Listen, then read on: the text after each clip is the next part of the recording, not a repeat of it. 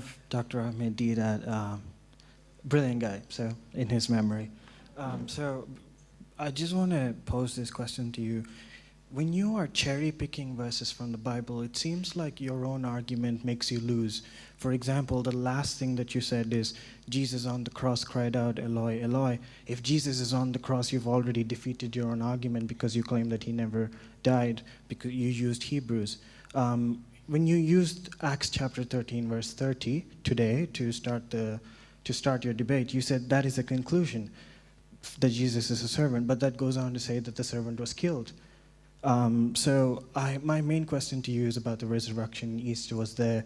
If you're going to use Dr. Ahmed Deedat's arguments about the sign of Jonah, I believe Jonah died, and the one on the room where the disciples were there and Jesus came, the assumption that Mr. Deedat makes is that the disciples there did not witness him on the cross, but they did.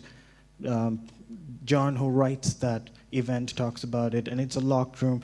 So I feel there's a lot of assumptions in there, and I feel that when you're cherry-picking verses from the Bible, you are not affirming its full authority. You're only highlighting one sentence. Even the one you use, John chapter 5, verse 30, where Jesus talks about the authority, it goes on to say that he existed before the world with God. So why don't you use the totality of the Bible, and why do you use arguments that support your view when the other ones defeat yours? Thank you. Thanks for the question. The brother has given a pretty much a small talk, so I have to respond to that. Hopefully I can get 5 minutes. But let's start with that. The first thing the brother mentioned, that he is a big fan of Dr. Ahmed Deedat. So he's passed away. May Allah subhanahu wa ta'ala grant him highest levels of Jannah for all the hard work and efforts that he've put in his life. And I myself am somebody who has gone into this field of comparative religion and interfaith dialogues through his work and my own teacher and mentor, Brother Imran. So we owe a lot to Dr. Ahmed Deedat for all his efforts and work. So may Allah bless him and increase his position in Jannah. Coming to your question, in regards to Jesus being put on the cross, as I mentioned from Gospel of Matthew, chapter number 27, verse number 46, where Jesus cried, Eli, Eli, lama sabachthani. And then I said that according to the book of Hebrews, Jesus did not die, which is again from the part of the Bible. I am not contradicting that. My point is, Jesus was put on the cross, but he did not die.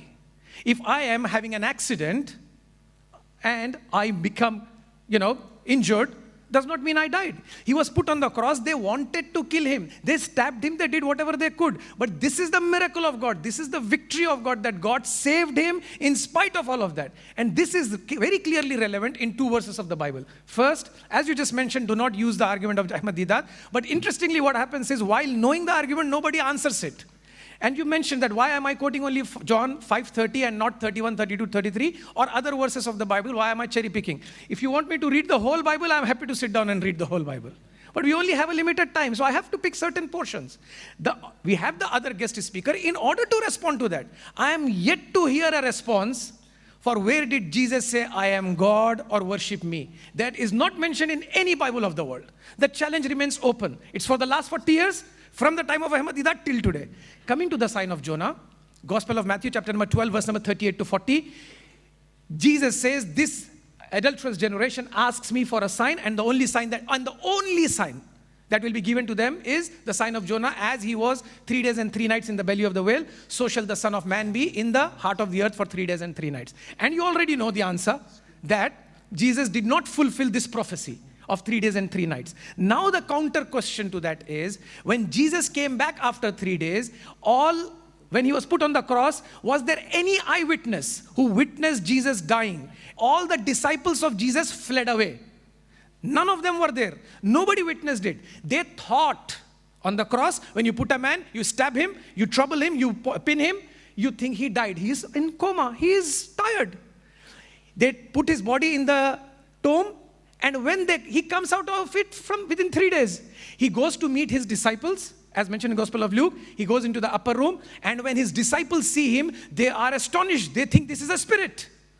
So Jesus says, no, come and touch me. I've got bones and flesh, and spirits don't have bones and flesh.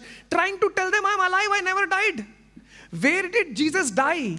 And at the end, then Jesus tells them, bring me some food because I am hungry. After death, I and you will be hungry. If you did not eat for 3 days, you will be very hungry.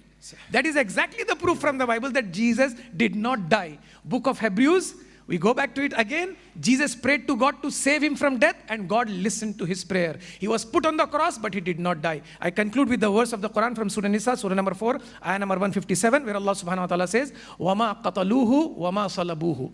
Neither did they kill him, nor did they murder him by crucifixion.